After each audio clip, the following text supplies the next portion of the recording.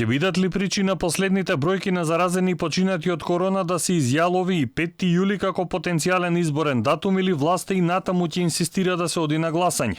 Иземајки го видео обраќањето на тема COVID-19, Заев речи си една недела го нема во јавност да ја брани тезата за брзи избори.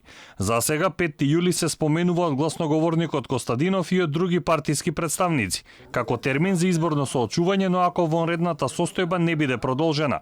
Претходно паднаа во вода 14, 21 и 28 јуни.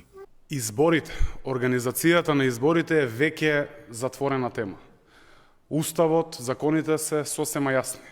Одржување на изборите 22 дена по завршување на вонредната состојба.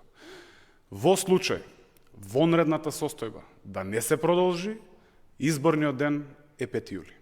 Опозицијата пак со став дека не размислува во вакви моменти на избори. Каналот на комуникација со власта и натаму е во прекин. Навистина е лудост во моменти кога имаме трицифрени бројки на ново заразени, Заев да инсистира и да зборува за избори.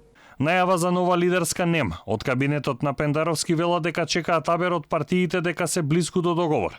Веројатно и со седница на Советот за безбедност ќе се чека до последен момент. Вонредната состојба ќе заврши во недела.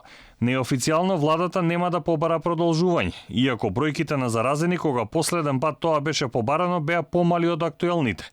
Но одлуката Пендаровски ќе ја донесе по Советот за безбедност. Ако шефот на државата не ја продолжи, тогаш според власта течат изборните рокови уште 22 дена.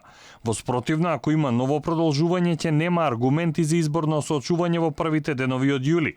Постои варијанта и за лидерска на иницијатива на вице-премиерот Османи и шефот на државата, на која би се разговарало за пристапниот процес на Македонија кон Европската унија. Сепак потврда и за вакво нешто се уште нема.